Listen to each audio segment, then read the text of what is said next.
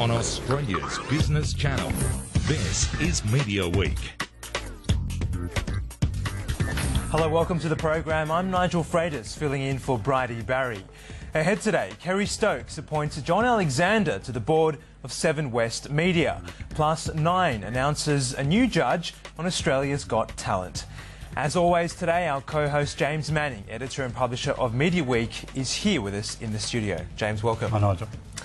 Well, first up today, Fremantle Media's new Australian drama Wentworth premiered on Soho this week to an audience of over 90,000. So what does the show have to do to get recommissioned, and are audiences enjoying the increase in local dramas? Well, for more on this, Foxtel Executive Director of Television Brian Walsh joins us in the studio now. Brian, welcome to Media Week today. Let's talk about the performance of the show itself first. How did it go? It was a brilliant launch for us last night. I actually must correct you on that figure. The audience, in fact, was 244,000, so it was a significant number, and we haven't even taken into account all the time-shifted viewing, which of course we must account for in our sector. So I think over the course of the week that number's just going to continue to build, and it won't surprise me if it tops 500,000. Tell us, it was interesting how you got to that 200,000 plus, because there was a number of channels, so just run us through that, the screening last night. Yeah, look, we took the decision to roadblock Wentworth across Soho, Arena and 111 Hits. And the reason for that is that we knew we had a very dedicated audience to Prisoner on 111 Hits, and we felt that it was important to give that audience an opportunity to sample the new show. And similarly with Arena, we know there's a pattern of viewing there where Arena viewers are very sticky with their channel, and I don't think we can assume that audiences just automatically move across to one channel for a premiere. I think you've got to go where the eyeballs are, James, and for us, putting it on those channels just gave more subscribers an opportunity to sample the show. How important is local content now? In terms of, do you see good results from local content, or is it still important to have that mix between local and import? Very important to have the mix. We were as thrilled with the debut of Game of Thrones this season as we are about Wentworth, and James and I have had this discussion separately. I think that for us at Foxtel, it's about having that perfect blend, that great mix, if you like, of terrific drama from the United States, from the United Kingdom, as well as having, obviously terrific Australian content. So it's always having that blend and getting that blend right that I think is important. In subscription television, we're asking people to pay for the television entertainment we provide. So our view is to provide that entertainment from all over the world. And people are happy to pay for local content? I think people are prepared to pay for great quality television, irrespective of where it's from. It's been interesting. I'm talking to you and your head of drama, Penny Wynne, about the strategies. You're really using this as an introduction maybe to a lot of people to the Foxtel platform and what's in it for them. I think you've got it on Soho predominantly because it's a great home for drama, but because it's on the basic tier that all subscribers get. Yes, absolutely. I think that, James, for us, it's important to build our drama story. We know we've got fantastic drama on the platform. But I think with a show like Wentworth, which is, I would call, a very accessible drama, we knew we had the pedigree of Prisoner. It gives people an opportunity to discover us as a drama destination. And our strategy going forward will be to have strong dramas throughout every month of the year. And that will be the combination of imported as well as local. What does Wentworth have to do to be recommissioned, Brian? Be a success, and you can measure success in all different ways. I would have said to you yesterday before the show went to air that it was, for us, or for me at least, it was already a success. It had created such noise in the marketplace. I've never seen, and I've been in the business for quite a few years, a reaction to a show like it. I mean, the crits were just wonderful across Australia. We had enormous publicity, and I credit our publicity teams throughout the country for delivering us the campaign. But for us, it created the right sort of noise. This is not a drama that you would see on free-to-air television. The way it was crafted, the way it was written, it really, and I must credit Joe Porter and the team at Fremantle, they really pushed the boundaries. And I can proudly say that that's a drama you would only see on Foxtel. You would never expect to see this kind of drama on a free-to-air network. So, to answer your question, I would have said yesterday that we would definitely look at a second season. And now, on the back of last night... What's that? Well, there's a negotiation to happen, but I think it's fair to say that we'd definitely look to go for a second season. And is there anything else you're going to do just to push it out, maybe to reach out to non-subscribers and show them what all the fuss about Wentworth is? Well, we're spending quite a lot of money with an outdoor campaign, an online campaign. We will keep the energy up in terms of publicity. The marketing that we've already embarked upon in the major capital cities will roll on for another few weeks. So chuck it online or anything like that? Yeah, in fact, we have it. People can go to the website, to the Soho website, and get to watch the show. And for those who don't have access necessarily to Foxtel, it's also on YouTube for a week. So the whole episode? The whole episode is on YouTube for a week. So, look, you've only got to look at the social media, and I don't know if you were looking at how Twitter has been trending, but it's right up there. And so I think word of mouth is going to be great. And the show just keeps getting better, I must say.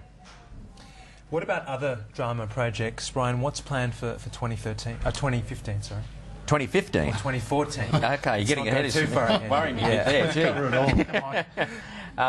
So we start production next month on Devil's Playground, which is going to be produced by Matchbox, the team that created The Slap, are behind Devil's Playground. Devil's Playground will be a very controversial drama series. It is set in the Catholic Church.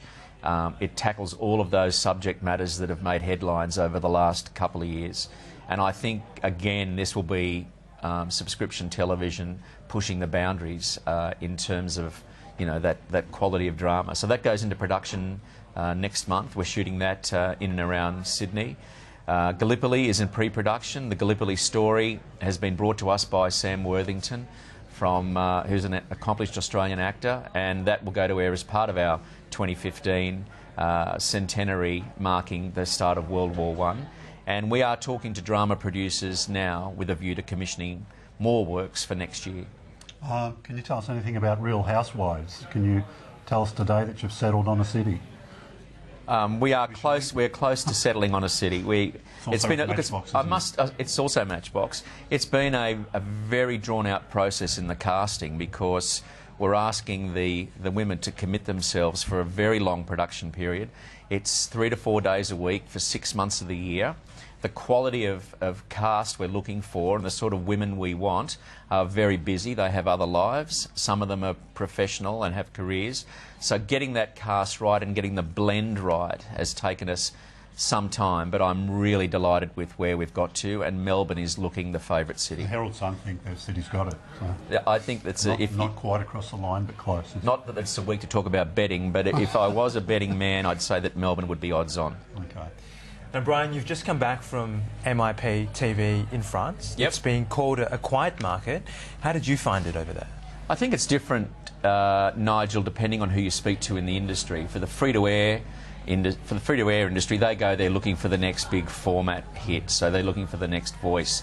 For subscription, it's different. We go there with the view to consolidating the relationships we have with our program suppliers, looking at programming, particularly in the lifestyle and factual area, and there's a lot of program suppliers that go to that market specifically with the purpose of talking to us about selling programs. And so therefore I think the agenda is always different. If you speak to my colleagues in free-to-air, they would say it's a quiet market. For subscription, it's always a busy market because there's always a lot of shows that are on offer. And, we are curating all of our channels, whether it's lifestyle or history. We are looking for those one-off documentaries, those intriguing lifestyle shows that will make a difference. So it was a very busy market for us. For me, it was certainly talking to the likes of HBO, A&E about their upcoming slate and working through just how we're going to program those events over the course of the next year. You like shaking up the market. You certainly did it when you got back from MIP with the BBC announcement. You're going to be the sort of home for all the BBC drama, a lot of their lifestyle stuff. There's going to be a BBC premium channel. Now, that must have cost you a fair bit. Well, Yes, of course. I mean, great quality television will cost money, but we believe in providing our subscribers with television that's worth paying for. The BBC arrangement had been under discussion for some time, and it was really born out of their desire to build a stronger channel presence in Australia. They wanted another outlet for BBC premium content. And so what we're seeing in Australia is something that they're going to roll out globally, and that is to position a premium BBC channel destination in the subscription universe in major markets throughout the world, and Australia will be the first. So BBC Premiere, as the channel will be called, will launch mid next year, and every major drama, comedy series will be first run on that channel and on Foxtel. Did you think the BBC was prepared for the sort of backlash that they got a bit from their current customers, or lose some of their prime programming? Well, that's a question for the BBC to answer. I mean, for us, we're building our business. We are building a business for our existing customers and hoping to grow with deals like the BBC and HBO.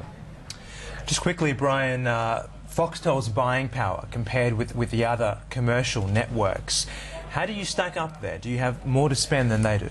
Well, we spend across so many different genres.